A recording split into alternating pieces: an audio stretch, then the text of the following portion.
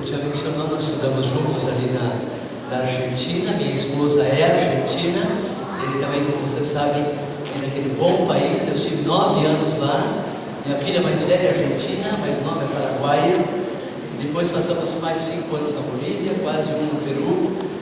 Então andamos quando Satanás participa daquele conselho celestial, que Deus perguntou para onde ele andava. Eu andei rodeando o mundo. Eu também já andei rodeando o mundo. Bom êxito. Quero aproveitar o momento para agradecer ao pastor Lorival por convidar-me para esse momento, o pastor Guida também. O pastor Lorival, temos recordações lá do NASP, programa doutoral, né, pastor? O pastor Laudecir, recordações do IAP. Com ele eu tenho uma dívida, né, pastor? Um dia vai se pagar, está no céu, de repente, aqui na terra não conseguimos pagar. O pastor Charles é amigo do meu filho do meu coração, mais novo, casado com a minha filha mais nova, o pastor Herbert. Então vejo ele e mato da saudade do meu amado filho, gosto demais. O pastor, na minha ótica, segundo o coração de Deus. Enfim, é uma alegria estar aqui, estamos meio em família. Os irmãos, devo conhecer algum por aí, porque a família adventista não é muito grande, a gente termina se encontrando. Quando o pastor Guinter nos convidou, pensamos em vários temas que pudessem ser úteis na sedimentação daquilo que nós já cremos. E no seminário eu já apresentei esses temas para alunos e escolhi um que eu creio que vai ajudar os irmãos, que vocês já conhecem. Porém, vamos ver uma roupagem diferente. E é o tema do santuário. Você sabe que a doutrina do santuário, nós somos a única igreja que somos detentores dessa doutrina. E o que vamos ver hoje é possível dos irmãos que têm visto aí. E é possível que até meus colegas por aí não tenham visto os detalhes que nós vamos ver. O primeiro seminário vamos ver o santuário como um todo, uma introdução geral. O segundo e o terceiro vamos ver uma relação das festas levíticas do santuário. E veremos que aquelas festas aparentemente ficaram para trás com a morte de Cristo. Nós utilizamos ali Colossenses 2 para dizer que tudo ficou ali no Calvário. Entretanto, vamos ver que não é totalmente assim. Creio que isso poderá ajudar a sedimentar aquilo que nós queremos e, por outro lado, entendermos até o projeto nosso, o CRE, e finalmente ver em que momento nós estamos vivendo da história da humanidade. Vamos começar abrindo nossas Bíblias no Salmo 68, verso 24. Porém, eu gostaria de pedir ao pastor Chagas que tivesse uma oração, pedindo que a palavra, vamos utilizar muito a Bíblia agora nessa manhã, que essa palavra nos fale de maneira profunda ao coração. Pode ser, pastor? Vamos ficar em pé para conversarmos com Deus.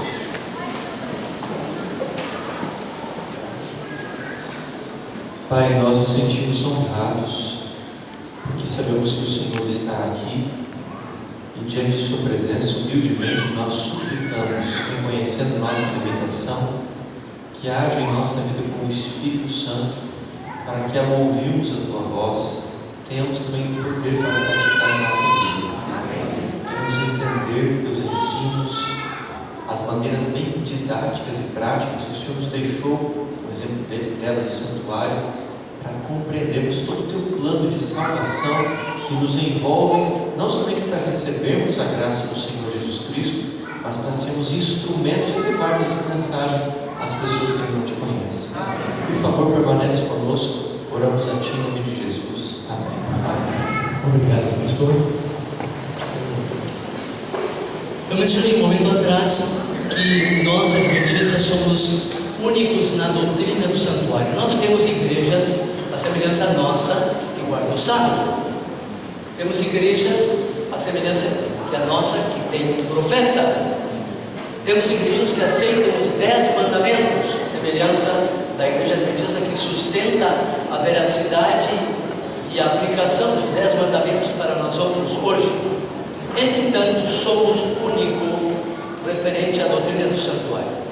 Por que ela é tão transcendente? Porque o santuário, ele existia antes do homem existir nessa terra? Sim ou não? Sim. Onde começa a luta entre o bem e o mal? No céu, mas especificamente em que lugar? No santuário. Isso eu vou ir um pouquinho mais, nós vamos tocar esse tema nessa manhã. Porém, começa no lugar santíssimo. Não vamos tocar nisso nessa manhã, mas começa no lugar santíssimo, sobre a arca. Havia um anjo que cuidava da arca e ele se rebela contra Deus.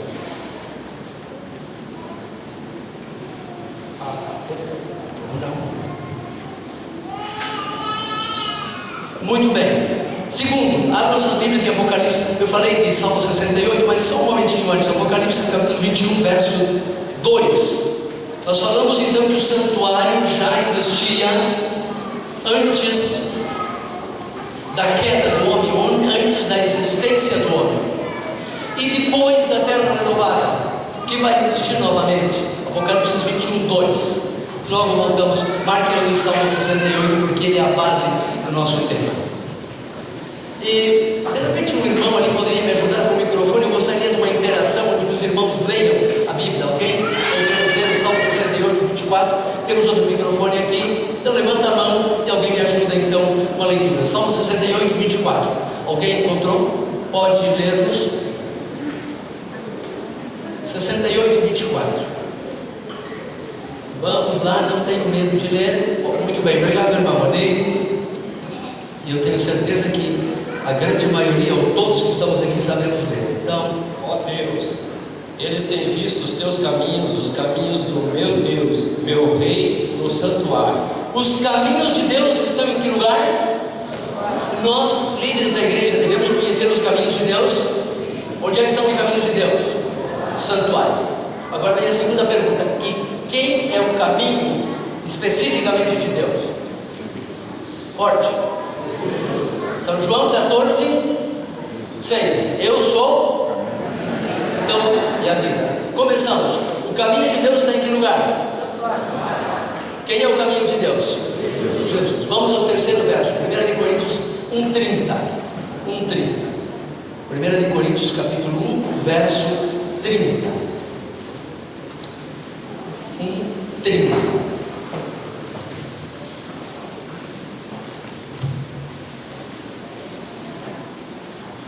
Alguém encontrou? Nos ajuda lendo. Mas vós sois dele, em Jesus Cristo, o qual se nos tornou da parte de Deus sabedoria e justificação, santificação e redenção.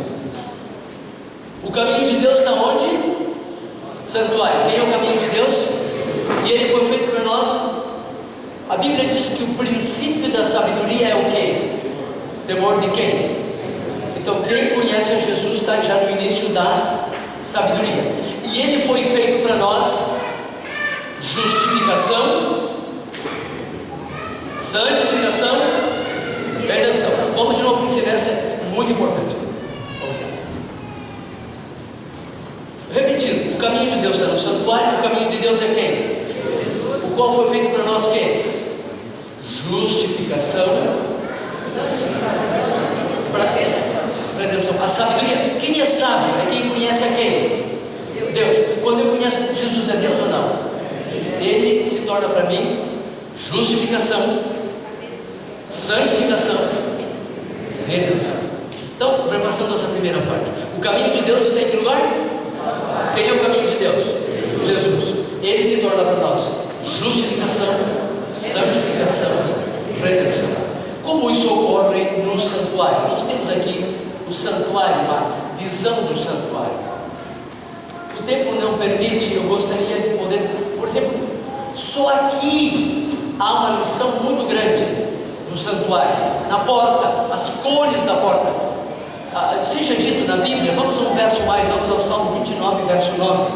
Salmo 29, o verso 9. 29.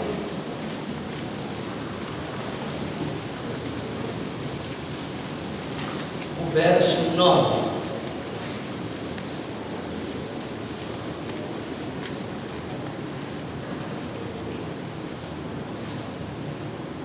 Alguém nos encontra? Leia.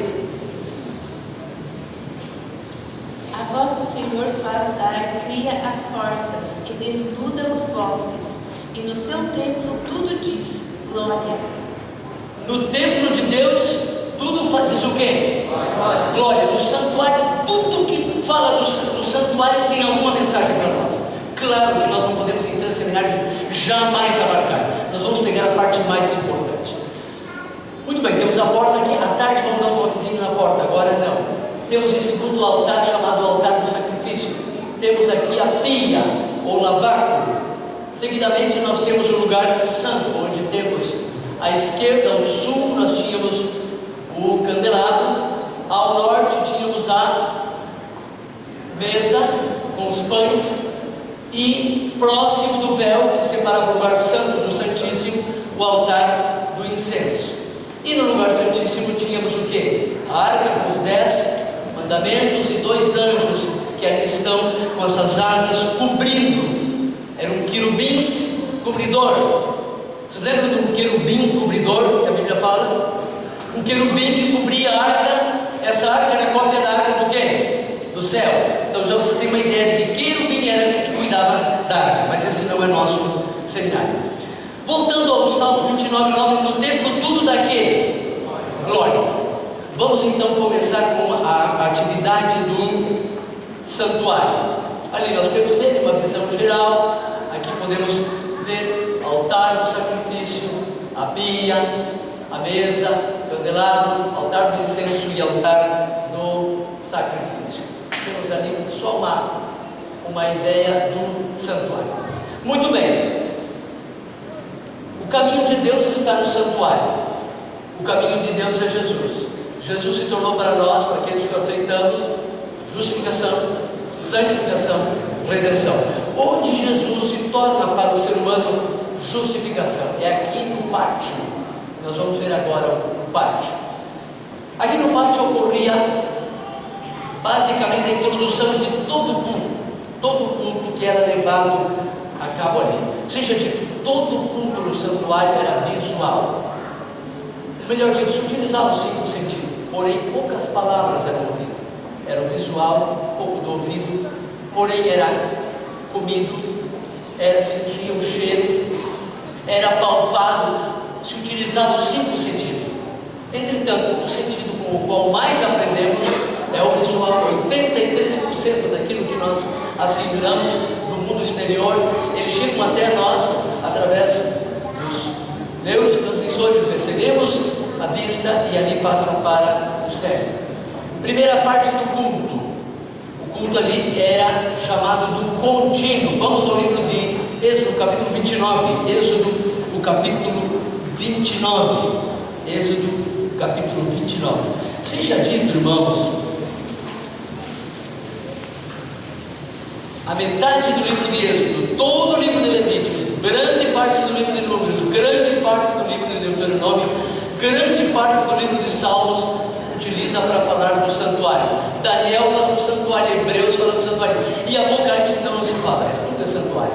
Por favor, alguém encontrou, nos lê 29, verso 39 e 40.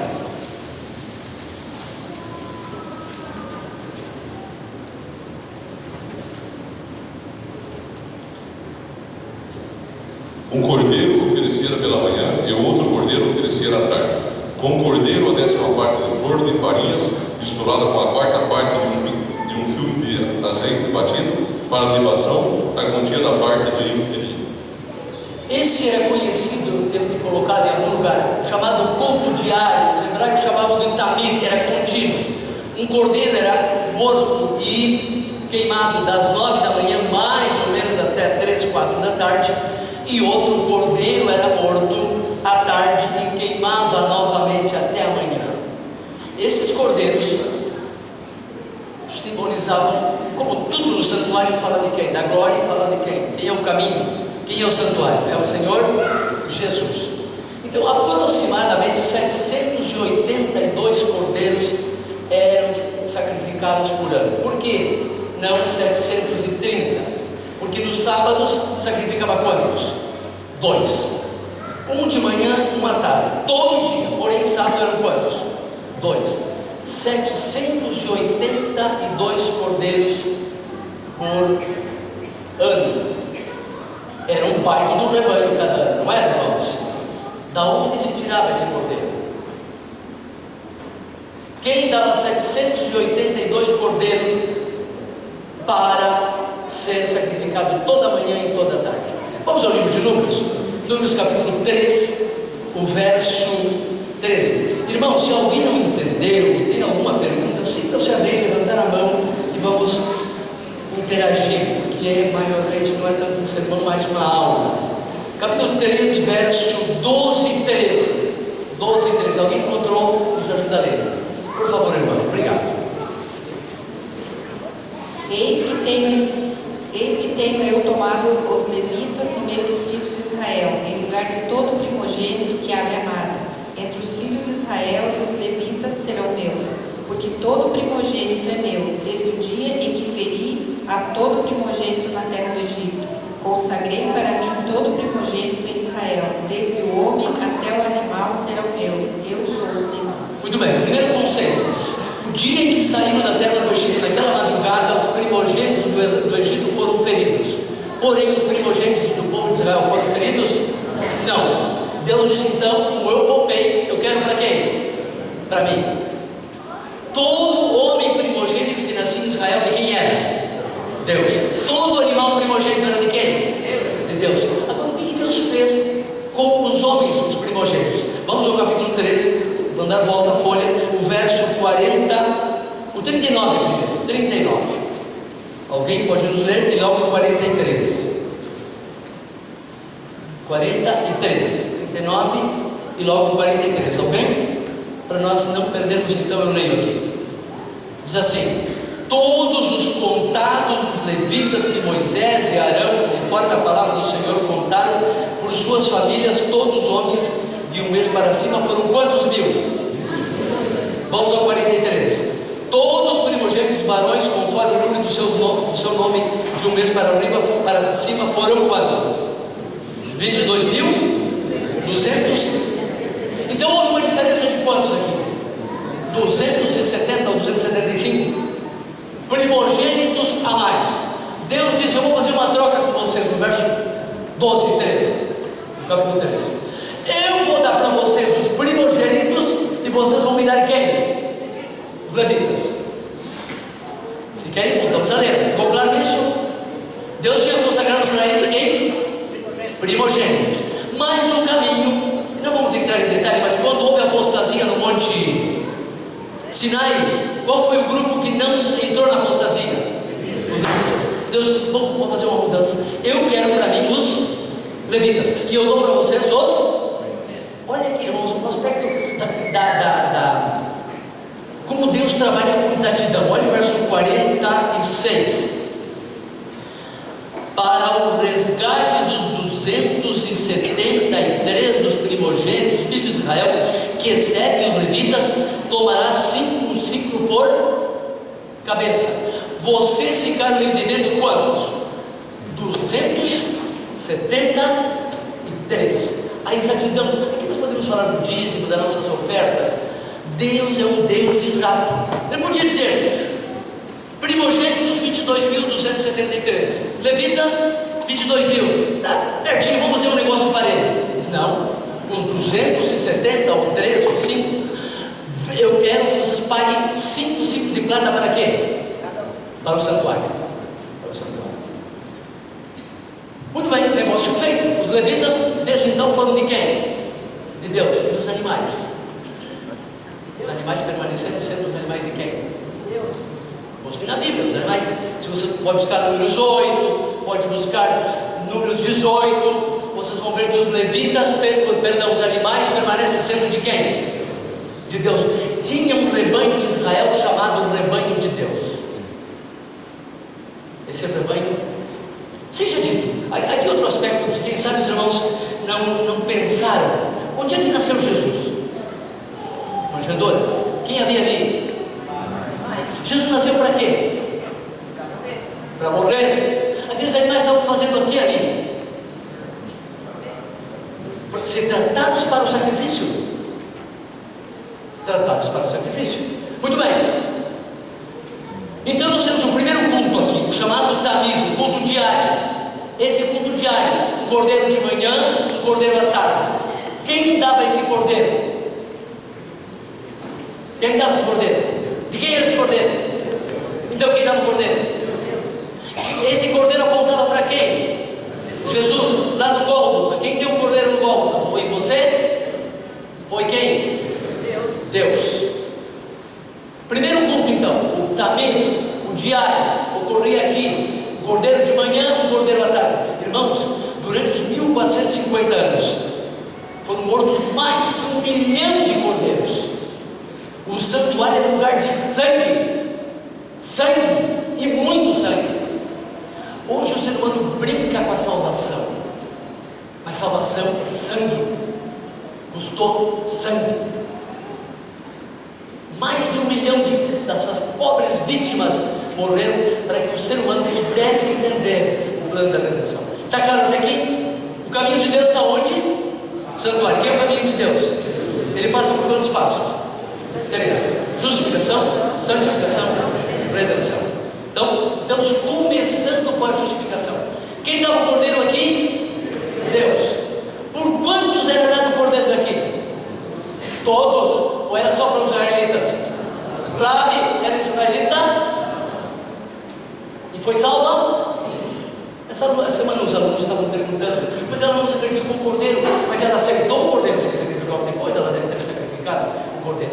Todos que aceitaram. Durante 40 anos os israelitas estavam caminhando pelo deserto sacrificando os cordeiros. Rabi tinha ouvido ou não tinha ouvido esse cordeiro? E ela aceitou. O que fizeram os outros? Por quantos era o cordeiro?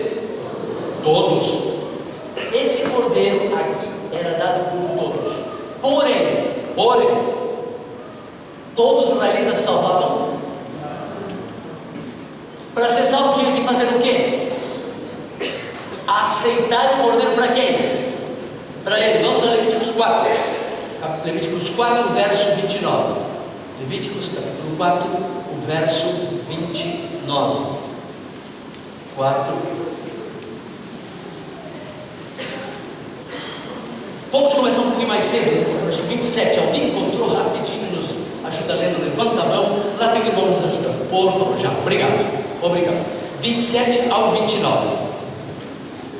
E se qualquer pessoa do povo da terra pecar por ignorância, fazendo contra algum dos mandamentos do Senhor aquilo que não se deve fazer, e assim for culpado, ou seu pecado que cometeu lhe for notificado, então trará pela sua oferta uma cabra sem defeito, pelo seu pecado que cometeu. 29. E porá a sua mão sobre a cabeça da oferta da expiação do pecado e a degolará no lugar do holocausto. Obrigado. Muito bem. O cordeiro era dado de manhã e de tarde por quantos? Todos. Mas em algum momento Paulo dos Santos se sentia que ele era o quê? Pecador. E ele tinha que pegar o cordeiro para quem agora? Para ele. Você imagina, irmãos, vivendo a Nazaré, 70 quilômetros de Jerusalém, pegar um cordeiro e viajar até Jerusalém? Era fácil? Alguém fez a seguinte dimensão: hoje o povo peca por quê? Porque fácil só pede para perdoar, já está perdoado. Mas se você tivesse que caminhar 70 quilômetros com o cordeiro levando uma cabra, e a cabra empacasse, se não tivesse que levar no cangote esses 70 quilômetros essa cabra para poder conseguir perdão, você pensaria 2 vezes para pecar ou não? Que tremendo, não é? Sério. Muito bem, foi por todos, mas em algum momento Paulo dos Santos pegou por erro, isso aí é outro tema. Ele tinha que aceitar o cordeiro para quem? Para ele. Entrava aqui e quem matava o cordeiro era quem? Ele. Não era o sacerdote, era ele que matava o cordeiro. Volto. No Gólgota, a quem deu o cordeiro? Por quantos? Qual é o seguinte passo?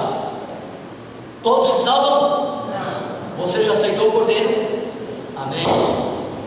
Foi, muito bem, aceitei o cordeiro. Mas agora, qual era o passo que ocorria aqui? Eu matava o cordeiro, o sangue do cordeiro escorria. Nós não temos tempo para ver isso, porque havia 2 maneiras de entrar no santuário do pecado: uma legal e uma ilegal. A legal é aqueles que aceitam com Jesus e entram no santuário. Aí legal é os que não aceitam, mas também os pecados estão lá.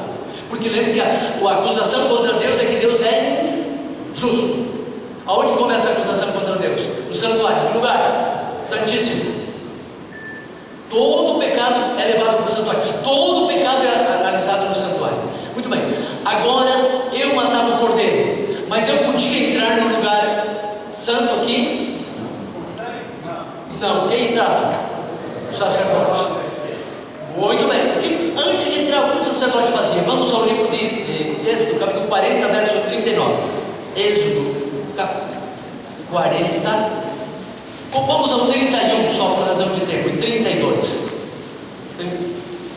38, 37, 38, eu tinha falado 38, deixamos para lá.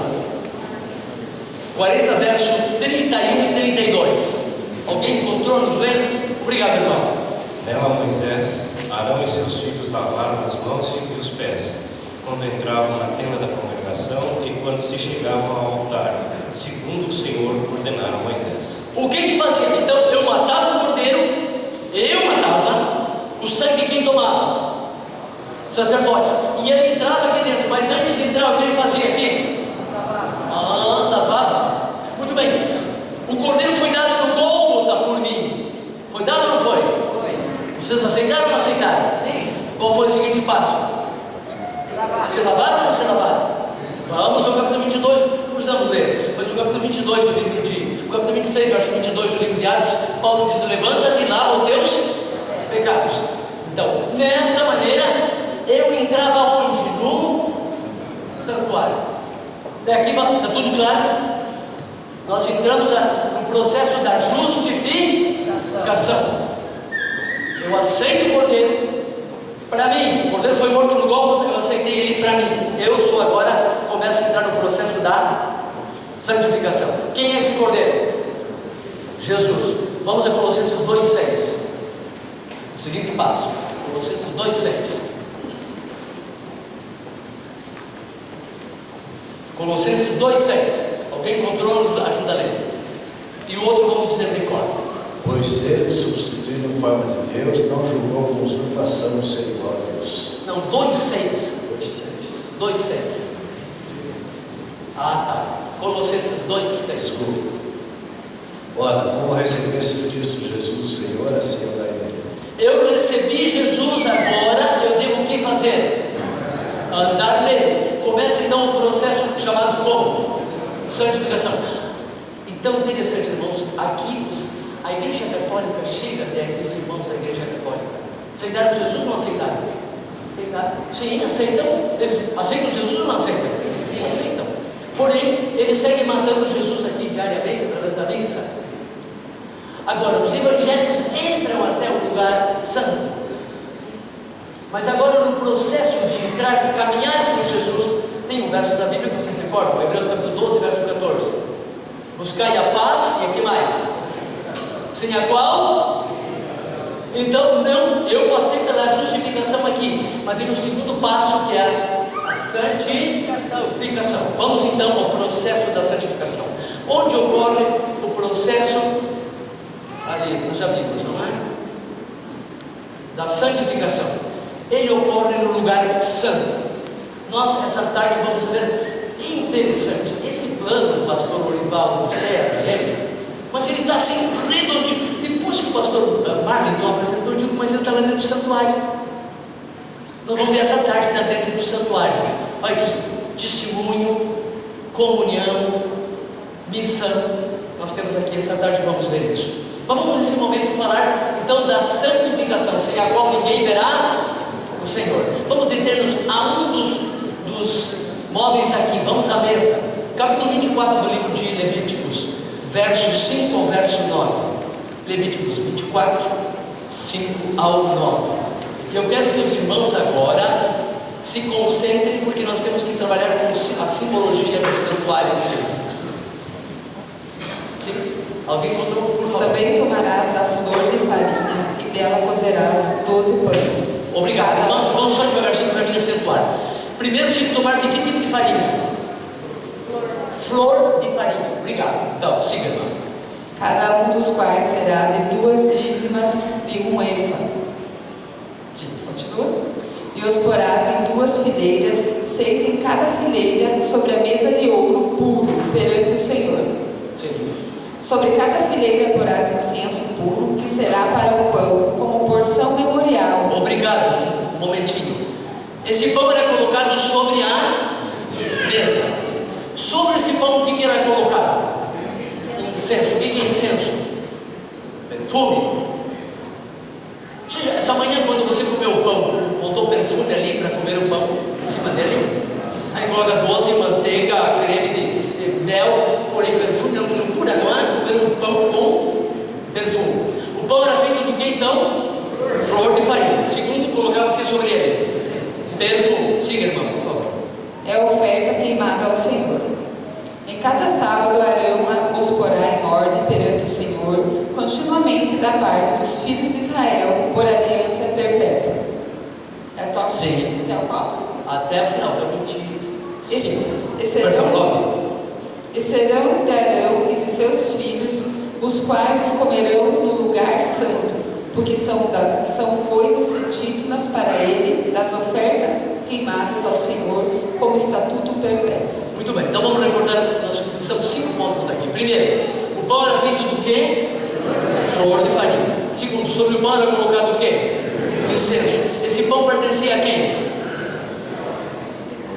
A quem comia esse pão? Arão, o sacerdote, e os seus filhos. Quando comia esse pão? Sábado.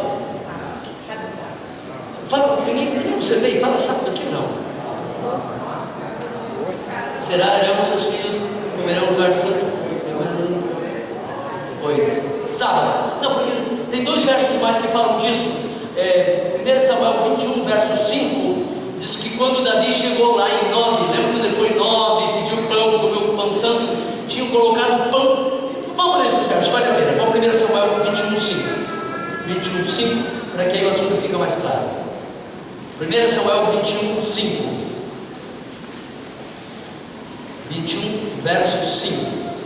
E o verso 6.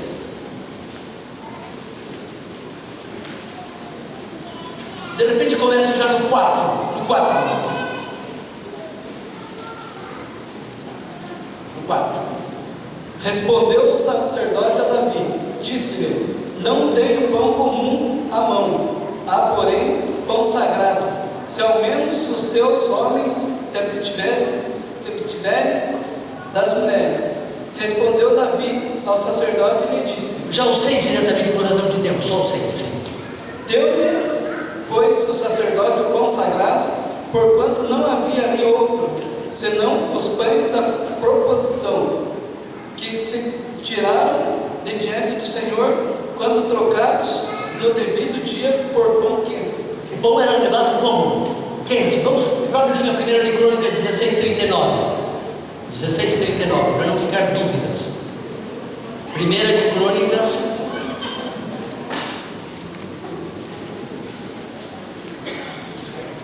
Se não, irmãos, vi que falta só 5 minutos, vamos só o 9:32, só o 9:32, só o 9:32, 9:32, só. 1 de Crônicas 9:32. Eu vou ler na minha Bíblia por questão de tempo. Algum dos filhos de Coate e de seus irmãos tinha a seu cargo de colocar os pães da proposição, os quais colocavam por ordem, que dia? Sábado. Então, esse pão era colocado aqui que dia? Sábado. Quentinho. Mas esse pão era feito do que? De flor de... No antigo Israel, e até hoje dá para ainda, se for lá, a gente vê a cultura deles, tinha 2 tipos de farinha. Vocês conhecem o pilão? Já sucaram arroz do pilão? Tinha a farinha que não era a flor de farinha, que era socada no pilão. Mas a farinha, a flor de farinha, era farinha moída. Esse pão era do quê? De farinha moída, porque era flor de quê? Farinha. Não, por razão de tempo, não vamos ler. Em Isaías 53:5. Ele foi o quê? Moído. E antes disso, São João 12:32 e São João 12:22. O grão de trigo tem que o quê primeiro? Então, este pão simbolizava quem? Jesus. pão era colocado sobre ele o que para ser comido? Incenso. Vamos ao Salmo 141, verso 2. Salmo 141, verso 2. 41, 2. Salmo 141, 2. Suba à tua presença a minha oração como incenso, e seja o erguer das minhas mãos como oferenda vespertina. Obrigado. Isso está em Apocalipse 5:9, Apocalipse 8:1-5. O incenso simboliza o quê? Então, esse pão, quem é o pão na Bíblia? Isso não precisamos mencionar, não é? São João 6:48-51. Quem é o pão? Esse pão não deve ser comido sem o quê? O que é incenso? A oração. Mas eu não li com vocês, mas quero ainda ler o capítulo 4 do livro de Números, verso 7. 4:7. 4:7. Números 4:7. Sobre a mesa tinha uma coisa a mais que nós passamos por alto. 4:7. Sim. Sobre a mesa da presença, eles estenderam um pano azul. Estendiam um pano de que cor? Azul. Vamos ao Números 15, 39 e 40 agora.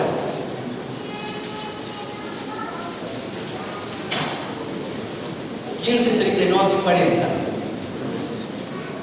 Alguém encontrou? Eu ligo aqui então.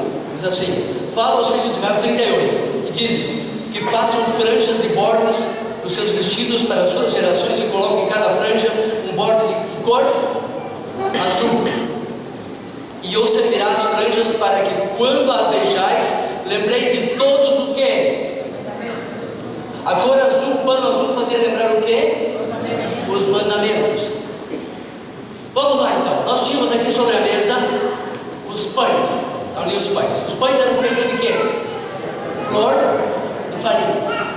Essa flor de farinha, para ser farinha, tem que ser o quê? O grão de trigo tinha que morrer e ser moído. Já deu para entender. Esse pão simboliza quem?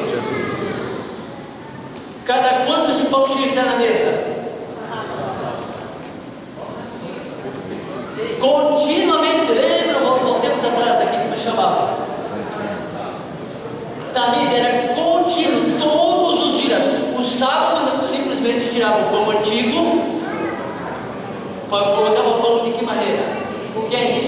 Vamos lá. Esse pão então era feito da flor de farinha. Esse pão era feito de grão de trigo. Mas para comer esse pão tinha que comer ele com quê? E tinha um pano de que cor?